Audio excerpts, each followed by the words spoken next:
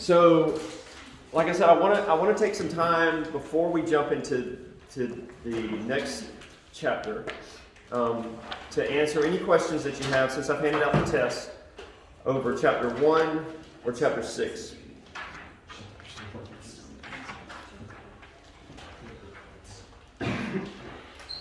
Are there any questions that you have about the quiz I just gave back to you?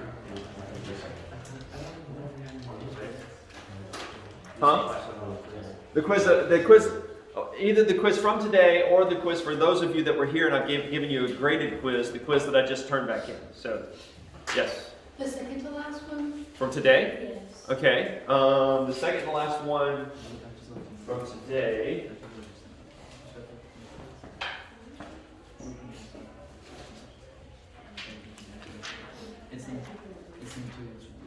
All right, so that one was looked like this: 14 yards, 19 yards, 21 yards. That one there. And we're finding the measure of angle A, which is up here. Measure of angle A. C, B. Okay. So based on the information that so this quiz did not say use the law of cosines to find this or use the law of sines. So the first thing you're going to have to determine with this stuff from chapter 6, you can go to verse 2. Okay. The first thing you have to determine from the stuff from chapter 6 is which one am I using, right? To find the missing one. Huh? Cosine. So she says the law of and I'm sorry. You pronounce yours Adeline, right? Yes. Okay, I said Adeline earlier and then I was like, It's okay. I don't think that's right. I'm sure you never get it, right? No one's ever said that. You said your name Adeline? Yeah, I get a lot of different Okay, names, awesome. so All right, good. it's okay. Just want to make sure I wasn't alone. But why did she say law of cosines? Because you're given 3 sides. I'm given 3 sides, right? So that thing that we discussed at the very beginning, where we kind of wrote down and said, you know, these are the 2 scenarios that you use for law of sines, and these are the 2 scenarios where you're going to use the law of cosines to solve. You need to know that, right? Just so that you can make the right decision as far as how to tackle it. It should be kind of obvious for this because you can't use the law of cosines unless you have at least one what? I mean, the law of sines unless you have at least one what? Angle. You got to have an angle and a couple of sides, or you got to have 2 angles and a side, right? Or you're not going to be able to do the law of sines. So this one's sort of obvious. The one that's maybe not so obvious is the side angle side one. But again, even if you see side angle side, it does become obvious that you can't use the law of sines for that, because let's just think about that for a moment. If I give you, let's say instead of the 14 yards here, right, I gave you this angle and I said this angle was 43 degrees, right? So when I think about the way the law of sines works, am I going to be able to solve for anything with that information with the law of sines? Because I need 2 sides and an angle, or 2 angles and a side that are all but one of those sides and angles has to be related to one another, right? In order to use the law of sines. And in this case here, this is big B and I don't have little b, right? I need to have the side associated with that angle in order to use the law of sines. Does that make sense? So that's kind of a quick way that you can look at it. It's sort of easier to me to kind of deduce that, oh, I can't use the law of sines, so I'm going to go the law of cosines route. But also, if you just write that on your note card, right, which one is connected with which, then hopefully that will be easy to do. All right, so when we're doing side, we know we need the law of cosines. And so the law of cosines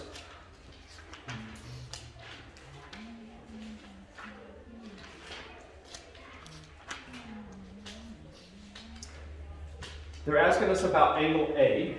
Right, so we're trying to find that angle, and so we can use, there's an alternate form of the law of cosines that you could write down on your note card as well, so that you wouldn't have to figure it out. It's just rearranging the law of cosines when it's in standard form. But what that says is that the cosine of A is equal to b squared plus c squared minus a squared over 2bc. Right? And so everything on this side is just the sides, and so I've got all the information I need to solve this side here. B squared is going to be, this is B, right? This is C, this is A. So b squared is 14 squared plus c, which is 19 squared, minus a, which is 21 squared. All of that divided by 2 times 14 times 19.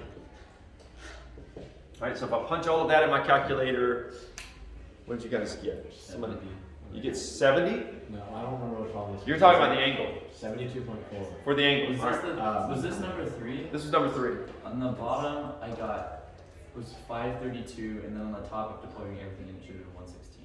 I think. It was. So does anybody know what this was? 0.2180.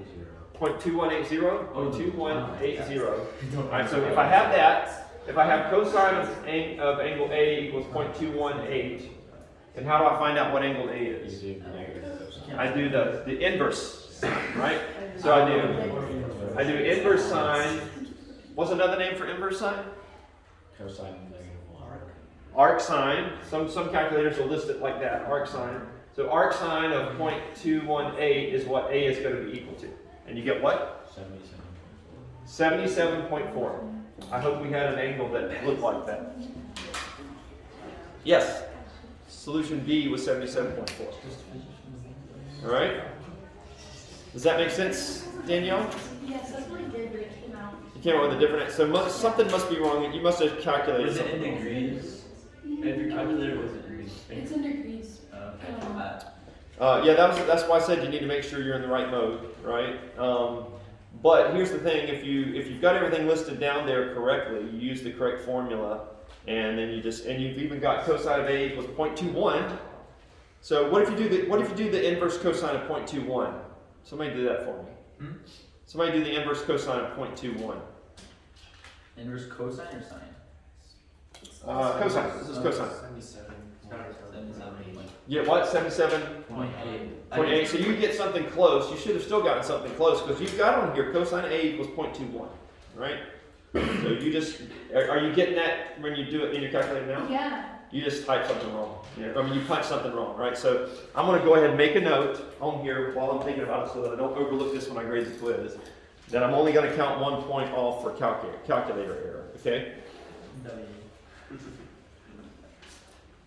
A equals 77.8 degrees. All right. So that's good. Let's do this on this one. All right, I try to catch that. Sometimes I overlook it. If you ever see that on a test, if you're like, I did everything correctly, I just somehow got the wrong answer in my calculator, let me know, because I'm not going to intentionally count off a lot. I'm definitely going to count off a point, right, if it's calculator error, but I'm not going to count off a lot. So, any other questions, I guess, since we're talking about it, about the quiz we just took?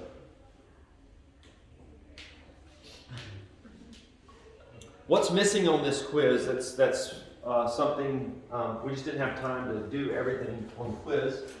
But what do you not have? What scenario do you not have that you kind of faced in your homework? Like when there's 2 answers. When there's 2 solutions, right, or no solution. So you need to make sure that you know that, right? And that should be one of those things that just makes itself known as you're solving the problem. What will the scenario be when there's no solution, when you're using the law of sines? Yes? If it's above 1 or below. You're going to get something like sine of b is equal to 1.2, right? Or sine of b is equal to negative 2.34, right? If you get something that's less than -1, or if you get something that's greater than +1, you know that that's an invalid value for sine. How obvious is that going to be? When you take the inverse sine of this, what's your calculator going to be? It's going to throw up on you, right? So you're going to know when you do the problem that there's no solution. Exactly. You're going to have to go take a shower, and you're going to be like, no solution. So that should be pretty obvious. The 2 solution one is a little less obvious, right? Because you have to remember to look out for that. So the 2 solution ones, when you're going to have something like sine of c equals 0.86. Right, so it's going to be some scenario where you recognize that as you're looking at angles between 0 and 180, and the reason I say between 0 and 180 is because your angles in your triangle can't be greater than 180, right? as you're looking at those angles, that there's going to be two possibilities, right? And for sine, we recognize that that's a real possibility, because when we think about the unit circle, if we just consider the top half of the unit circle, sine is, well, or if we think about the bottom half, actually, if it's negative. But for a positive value of sine or for a negative value of sine that's valid, there's always two angles if it's not 1 or negative 1, right? So you'll have some scenario like this and you'll go, oh, okay, what's this inverse sine of 0.86?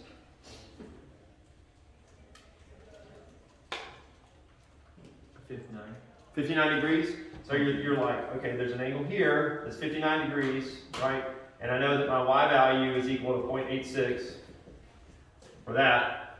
So there's a corresponding y value over here, which is also 0.86, that's got a reference angle of 59 degrees. And so what's the other solution? So angle C1, we're going to say is 59 degrees. What's the second solution going to be? 120.7.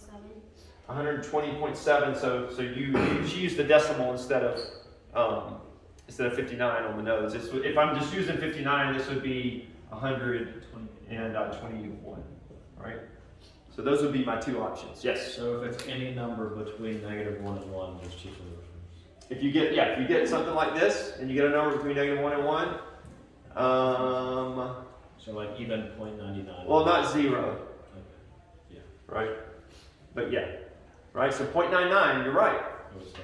It's gonna be close. I don't think I'll give you anything though that's that close, right? Where it's like it's almost there. Because then it's like, well, with rounding and all, did it not work out? Yes. Why is C2 120? Because I did 180 minus 59, right? This is my reference angle. This is 180 right here, Right. Yeah. right? And so when I measure the value for C, I have to measure from here, Yeah. right? Make sense? Yes. Okay. What else?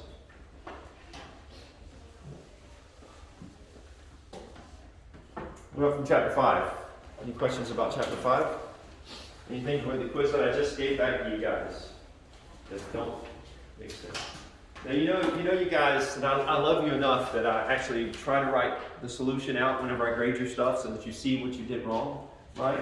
I want you to receive that love, okay? I want you to look at it and go, man, Mr. Walker was so loving in taking the time to write that down. I'm going to make sure I understand what he's saying, and I'm going to make sure I understand how to work this problem, right? So take the time to do that. Don't just go, oh, there's a bunch of red, so I'm going to, oh well, miss that one, right? Pay attention to what the correct answer is and make sure that you know how to get the correct answer, okay?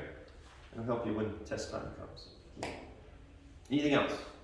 Number 6 on the quiz you just gave us back. I know that didn't count on the quiz, but still just walk. Yeah. That's good. I started working it out just now to see if I got any. Okay. All right, so let's see. It says solve this equation, cosine cubed x equals cosine of x. And it limits us to 0 and 2 pi.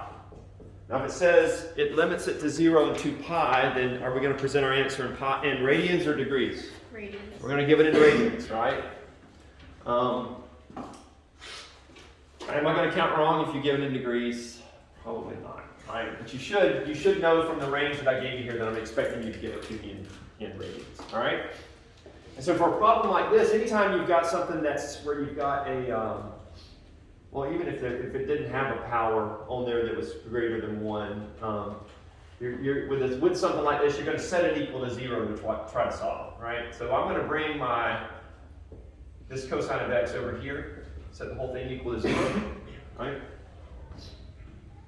And then I'm going to recognize that I can factor out a cosine of x.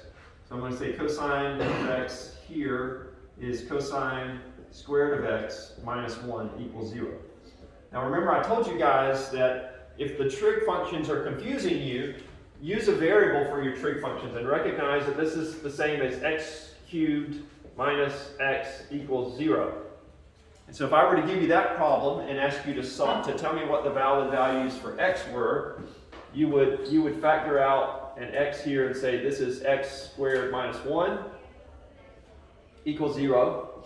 And then you would say this is the difference of two squares, so I'm going to factor that into x minus 1, x plus 1 equals 0. And then to get the valid values for x, I'm going to set each of these equal to 0 and see what I get. So I would say x equals 0. That's one solution.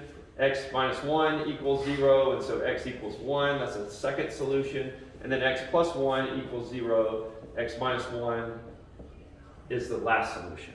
Okay? You guys are pretty comfortable doing that, right? We've done that in previous chapters. That's not something strange. The only thing here is we've thrown trig functions into the mix, so you have to think about it a little bit more. But you want to get to this step the same way, and you want to do the same thing here where you set it equal to 0, right? So we recognize that this is the difference of two squares, so we're going to rewrite this as cosine of x times cosine x minus 1, cosine x plus 1.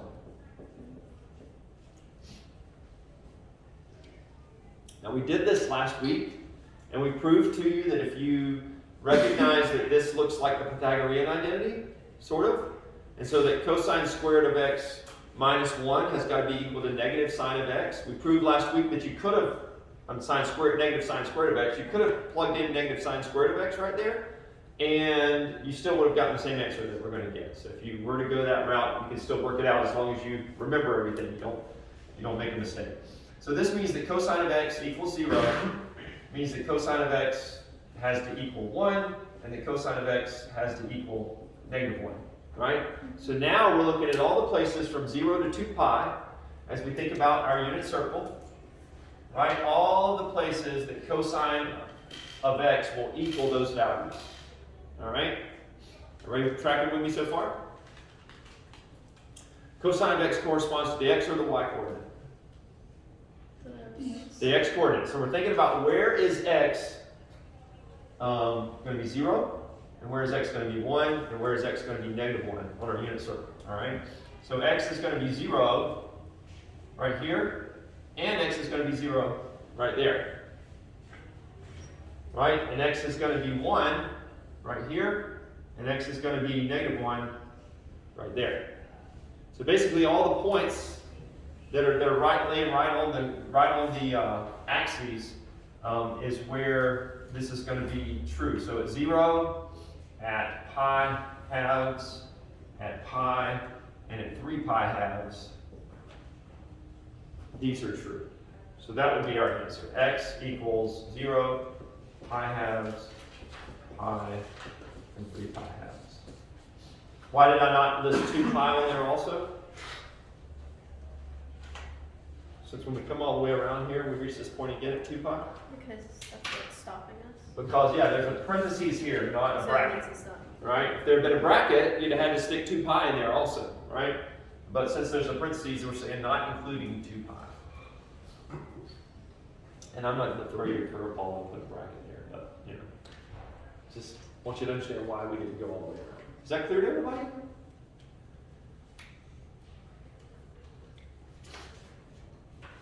I am 99% sure that there is a problem like this on your test, or very, very, very, very similar to this problem. So make sure you understand. Okay. Anything else for the chapter 5, chapter 6 review that you're still confused about?